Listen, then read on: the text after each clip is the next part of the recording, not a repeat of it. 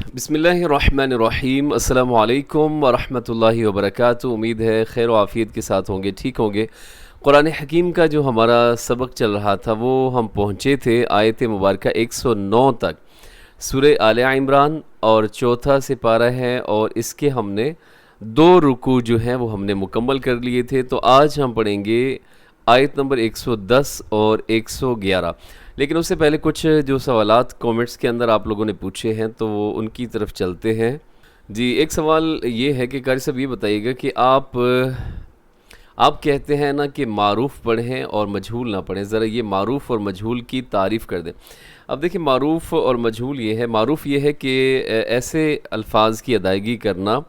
کہ جیسے کہ ان الفاظ کو ادا کرنے کا حق ہوتا ہے، جیسے اہل زبان اس حرف کو، اس لفظ کو ادا کرتے ہیں، اس طریقے سے پڑھنا۔ ہمارے ہاں کیا ہوتا ہے کہ ہم تھوڑا سا مجہول پڑھ دیتے ہیں۔ مجہول کی میں ایک مثال دے دیتا ہوں، جیسے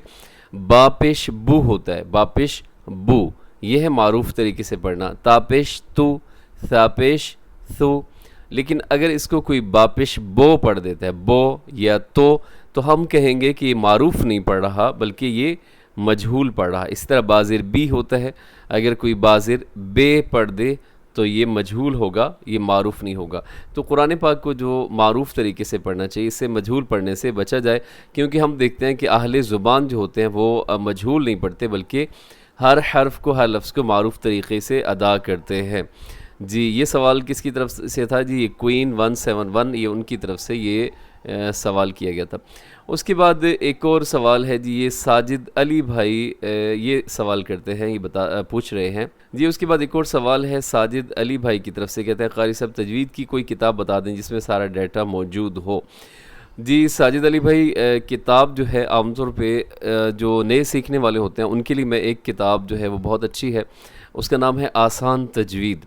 اس کے اندر جو الفاظ بھی ہیں وہ بھی زیادہ مشکل نہیں استعمال کیے گئے، حالانکہ عام طور پہ ہماری جو دینی جو بکس ہوتی ہیں، کتابیں ہوتی ہیں،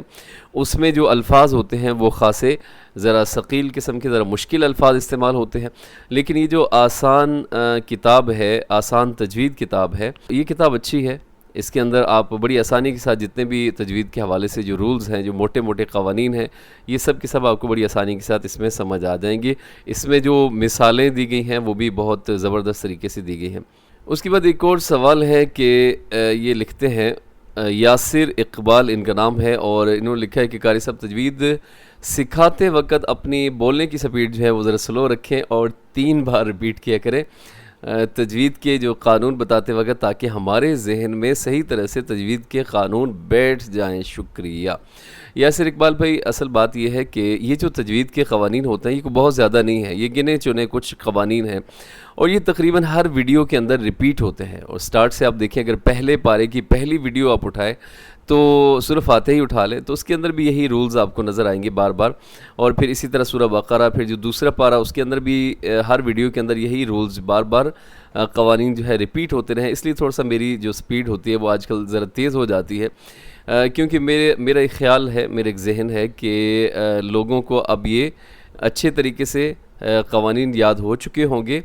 کیونکہ تقریباً 400 کے قریب ویڈیوز جو ہیں وہ ہم اس حوالے سے بنا چکے ہیں، تو قوانین ان کو یاد ہو چکے ہوں گے۔ تو ہم بس تھوڑا بہت ایک ٹچ سا دیتے ہیں اور آگے سبق جو ہے وہ بڑھانے کی میں کوشش کرتا ہوں۔ یہاں پر مجھے ایک بات یاد آ گئی ہے، اور ایک بہت بڑے کو عالم تھے، انہوں نے پہلا جب جمعہ پڑھایا، خطبہ دیا، تقریر کی، تو وہ گھر تشریف لائے اور اپنی اہلیہ سے، بیوی سے انہوں نے پوچھا کہ اب بتاؤ کہ میں نے جو تقریر کی ہے وہ کیسی تھی، کیسی تقریر تھی؟ تو وہ جو ان کی بیوی تھی وہ کہنے لگی کہ تقریر تو آپ کی بہت اچھی تھی، لیکن آپ ایک چیز کو بار بار ریپیٹ کرتے رہتے تھے، تو یہ اچھا نہیں لگا۔ تو وہ بزرگ کہنے لگے، وہ عالم کہنے لگے کہ میں اس لیے ریپیٹ کرتا ہوں اللہ کی بندی کہ جس کو ایک دفعہ سمجھ نہ آئے اسے دوسری دفعہ آ جائے، جسے دوسری دفعہ اسے تیسری دفعہ سمجھ آ جائے، تو میں اس لیے بار بار یہ چیز ریپیٹ کرتا ہوں۔ تو وہ بیوی کہنے لگی لیکن حضرت جس کو پہلی دفعہ ہی سمجھ آ جاتی ہے تو وہ باقی 2 دفعہ بتاتے ہیں تو بور ہی ہو رہا ہوتا ہے، ٹھیک ہے؟ تو اس لیے اب میں بھی زیادہ اس کو بار بار ریپیٹ نہیں کرتا، کیونکہ میرے خیال میں اب لوگوں کو یہ قوانین جو ہیں، اور مجھے اس کے آئیڈیا اس لحاظ سے بھی ہے کہ کیونکہ اکثر جب میں سوال پوچھتا ہوں تجوید سے ریلیٹڈ تو لوگ اس کا بہت اچھا بہترین جواب دے دیتے ہیں۔ لیکن پھر بھی چلیں، آپ نے کہا ہے تو میں کوشش کروں گا نیکسٹ ٹائم تھوڑا سا بولنے کی سپیڈ جو ہے اس کو میں کم کر دوں۔ جی اس کے بعد ایک اور سوال یہ ہے کہ قاری صاحب یہ جو آپ نے تجوید قرآن کورس ہے اس کی تیسری ویڈیو ہمیں نہیں مل رہی، 2 ویڈیو ہمیں ملی ہیں تجوید کورس کے حوالے سے، تو تیسری جو ہے وہ آپ دوبارہ اپلوڈ کریں۔ اصل میں جو تیسری ویڈیو ہے وہ اصل میں پہلا دن تھا ہمارا تجوید کورس جو ہم نے کرایا اپنی مسجد کے اندر، تو پہلی ویڈیو تھی، تو پہلے دن ہمیں ریکارڈنگ کرنے کا خیال ہی نہیں آیا، تو دوسری اور تیسری دن کی جو ریکارڈنگ ہے وہ تو ہم نے اپلوڈ کر دی ہے، تو پہلے دن کی جو ہے وہ ریکارڈنگ وہ اپلوڈ اس لیے نہیں ہوئی کہ وہ ہم نے ریکارڈ کی نہیں ہے، تو نیکسٹ ٹائم جب بھی ایسا تجوید کورس ہم نے کروایا تو کوشش کریں گے کہ پوری ساری ویڈیوز جو ہیں وہ اس پر چینل پر ہم اپلوڈ کریں۔ جی اس کے بعد ایک اور سوال آیا ہے کہ یہ سوال پوچھا گیا جی شاہین انجم کی طرف سے کہ قاری صاحب وجوہہم پر وقف کر لیا تو آگے نئے سانس سے پڑھیں گے اکفرتم بعد سے، بالکل ایسے ہی ہے جی، آگے ہم نئے سانس کے ساتھ پڑھیں گے اکفرتم سے۔ جی اس کے بعد ایک سوال آپ سے پوچھا تھا کہ یہ بتائیے گا کہ صحابہ اکرام میں سب سے بڑے قاری قرآن کون تھے، تو مختلف جواب آئے، کسی نے لکھا حضرت عثمان رضی اللہ تعالیٰ عنہ، کسی نے لکھا حضرت اویس قرنی، اور لیکن زیادہ تر لوگوں نے جو جواب دیا ہے حضرت عبداللہ بن مسعود رضی اللہ تعالیٰ عنہ اور حضرت ابی بن کعب رضی اللہ تعالیٰ عنہ۔ جی تو جنہوں نے لکھا ہے عبداللہ بن مسعود رضی اللہ تعالیٰ عنہ ان کا جواب بھی ٹھیک ہے، اور جنہوں نے لکھا ہے ابی بن کعب رضی اللہ تعالیٰ عنہ ان کا جواب بھی بالکل جو ہے وہ ٹھیک ہے، اور میرے خیال میں جو حضرت ابی بن کعب رضی اللہ تعالیٰ عنہ کا جنہوں نے لکھا ہے تو وہ ذرا زیادہ ٹھیک ہے، وہ اس لیے کہ حضرت عمر رضی اللہ تعالیٰ عنہ کا ایک قول ہے جسے حافظ ابن حجر نے بھی لکھا ہے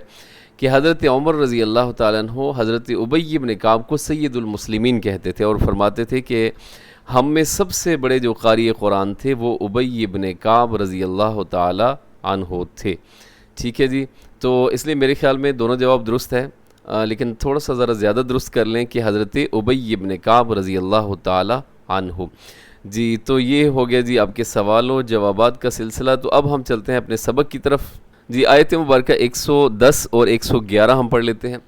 بسم اللہ الرحمن الرحیم، کنتم خیر امت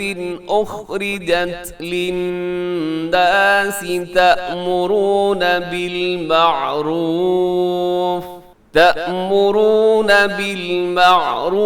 وتنهون عن المنكر وتؤمنون بالله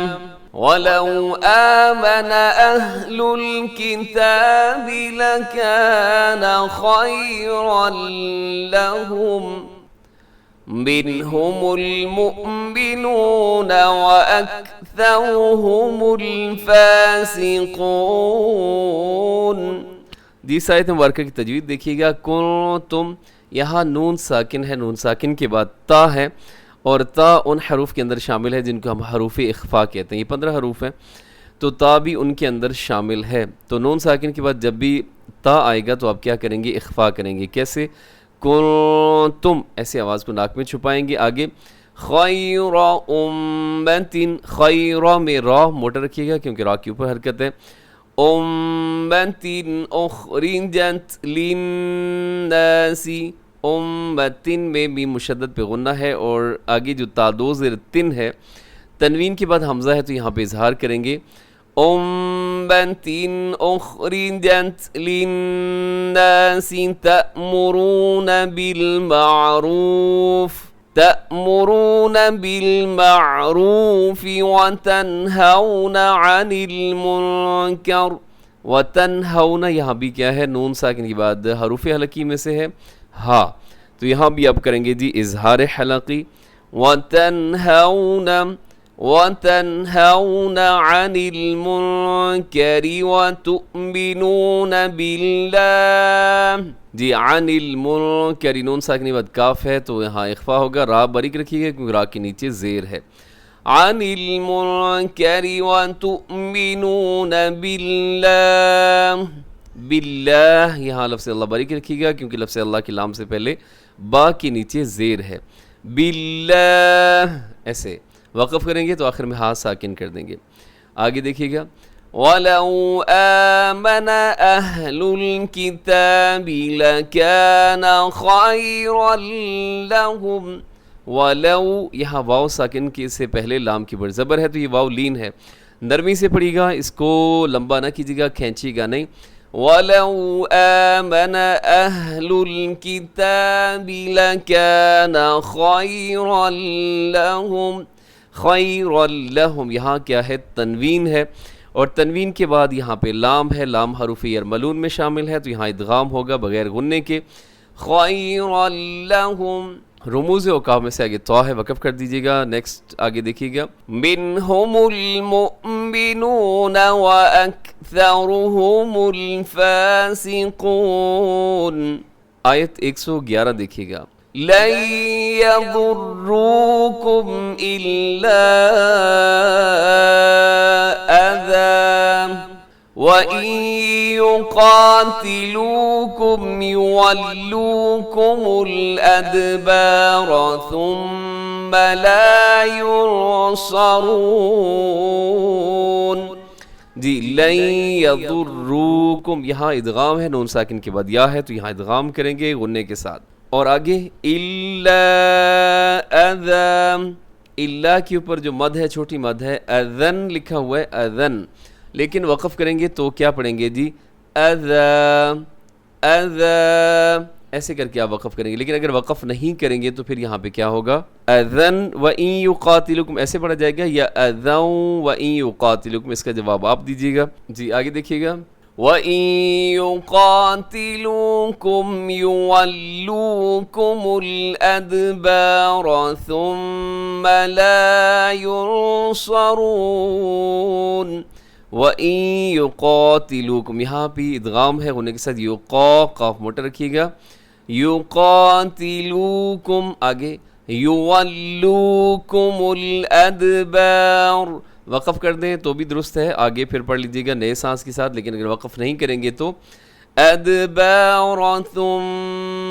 ثم میم مشدد غنہ ہے، لا ينصرون، یہاں نون ساکن بعد صاد ہے، تو یہاں بھی آپ کیا کریں گے جی؟ اخفا کریں گے۔ اب ان دو آیات بینات کا ترجمہ سماعت کر لیجیے گا۔ جی سب سے پہلے آیت 110 دیکھیے گا، تم ہو خیرہ بہترین، امت اخرجت بھیجی گئی ہے، للناسی لوگوں کے لیے، تأمرون اور تم حکم کرتے ہو، بالمعروفی اچھے کاموں کا، وتنہون اور منع کرتے ہو، عن المنکر برے کام سے، وتؤمنون اور ایمان لاتے ہو، باللہ اللہ پر، ولو اور اگر آمنا ایمان لے آتے، اہل الکتابی اہل کتاب، لکانا تو تھا، خیرن بہتر، لہم ان کے لیے،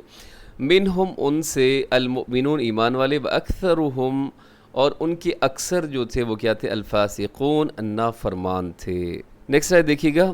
لن یضروکم ہرگز نہ بگاڑ سکیں گے تمہارا، الا سوائے اذن ستانا، وَإِن اور اگر یقاتلوکم وہ تم سے لڑیں گے، یولوکم تو وہ تمہیں پیٹھ دکھائیں گے، الادبار پیٹھ، ثم لا ينصرون اور پھر ان کی مدد نہ ہوگی۔ جی اس کے ساتھ ہی اور آج کا سبق مکمل ہو گیا، دعاؤں میں یاد رکھیے، ہمیشہ خوش رہیں۔ السلام علیکم ورحمۃ اللہ وبرکاتہ۔